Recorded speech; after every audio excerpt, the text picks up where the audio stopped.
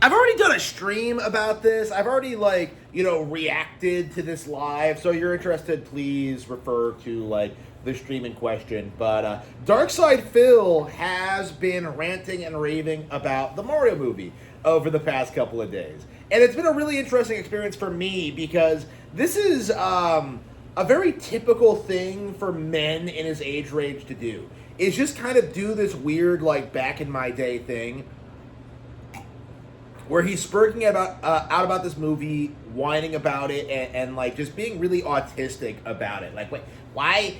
This is the Super Mario Bros. Movie. Why is Donkey Kong in it? Why is Mario Kart in it? This has nothing to do with the 1985 original. It's a really weird, bizarre cope, and it's one of the strangest things about some of the old school players, people who have been around since the NES and Super Nintendo days, is that they have this weird warped idea of what Mario is.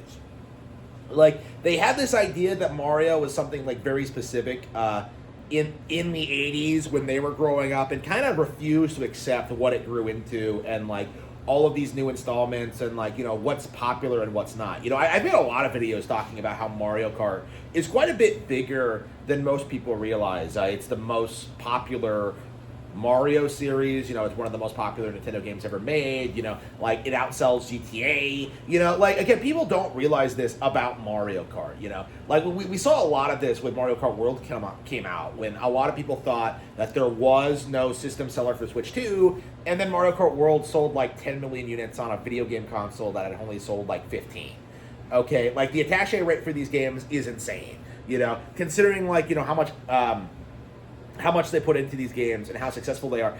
It makes sense that they would incorporate Mario Kart into a Mario movie. What they did made perfect sense, and they made it interesting, they made it fun. Any actual fan will say that. But Phil is not an actual fan. And that's actually why I wanted to make this video, to kind of preface this, because I think a lot of people don't know, the particularities about Phil's history with Super Mario Bros. Because he definitely does this thing where he's he has the Mario hat in the background, he has the piranha plant in the background when he's telling you this. I am a Mario fan, okay? I grew up playing these games. I am the hardcore fan. I am the audience. Nintendo needs to cater to me.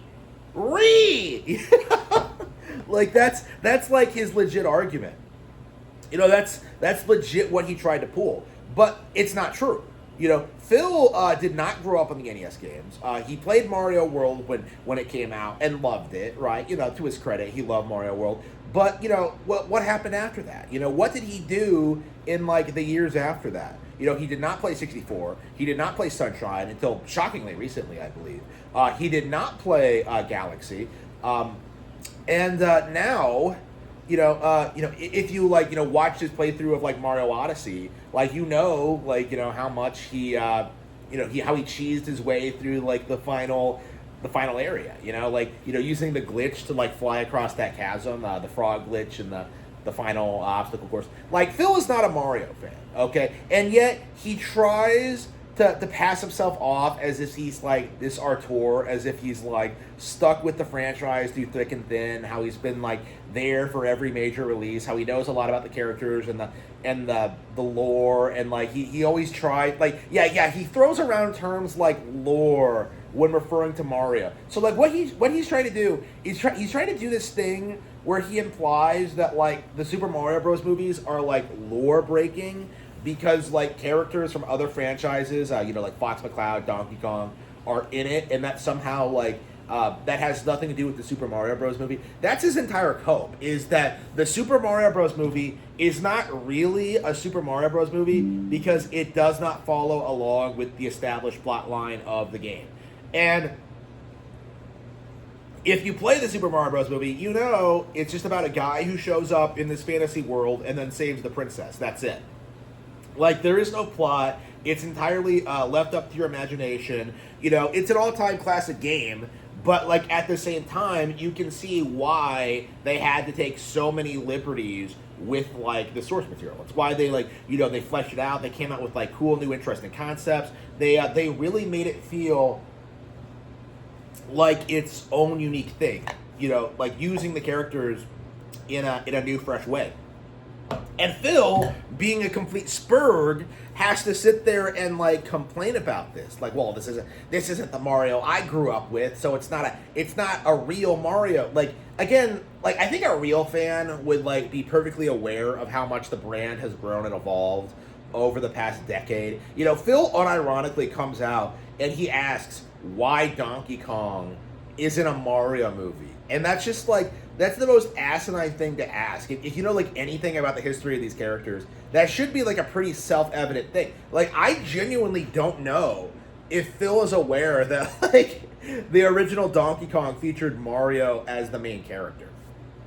Like, it's very possible he doesn't actually know that, considering the way he talks about this. Like, does he know so little about gaming history that he doesn't even know about something that like that obvious, you know? Like, you know, this is something that really sticks out to you if you're like a real fan, a younger person who did not grow up with Donkey Kong, like kind of discovering this like lost lore, something that just never gets like brought up or addressed. Like, why are Donkey Kong and Mario in the same game? Wait, what do you mean they debuted in the same thing? Like, it makes perfect sense if you think about it for 2 seconds. Like, it's something that like Nintendo has just been dominating in for like decades, and yet we're in this like this weird period where a lot of these old people, people who don't even like Nintendo and complain about them constantly, are trying to dictate like what the brand should be, what the Mario spinoffs should look like, you know, what the Mario movie should be. Like, and again, like Phil's ideas on what the Mario movie should be basically just boils down to this idea that like I want it to be like the NES games.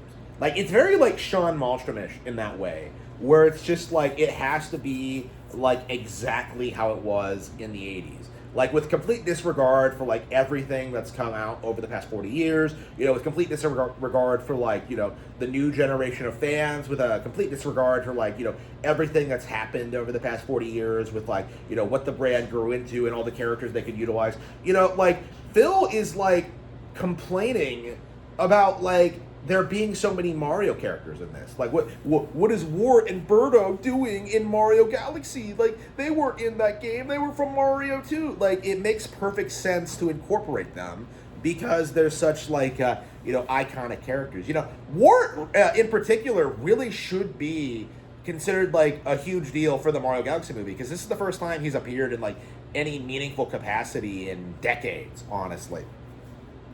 Again, Wart is like a very interesting character to bring back, and it's really gonna I think gonna make like games like Super Mario Bros. 2 like more well known among like today's kids. Like, it's important to like do this kind of thing to keep the past relevant, to keep it talked about, and for people to know it while also moving forward and doing new innovative things. You know, they're also, you know, it should be very obvious what they're doing here, but Phil has to like look at it in the most cynical way possible, where he's like, oh yeah, they just want to make money. Yes,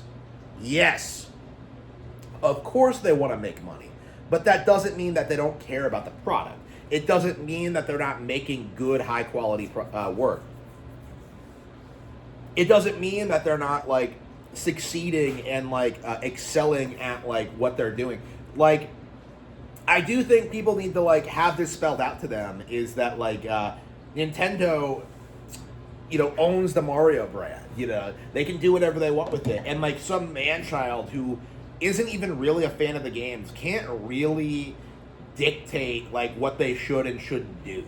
Like, that's kind of my mentality. Like, looking at people like Phil complain about this is just like, it just feels as if people are looking for things to complain about, and it is completely unreasonable and should absolutely be called out.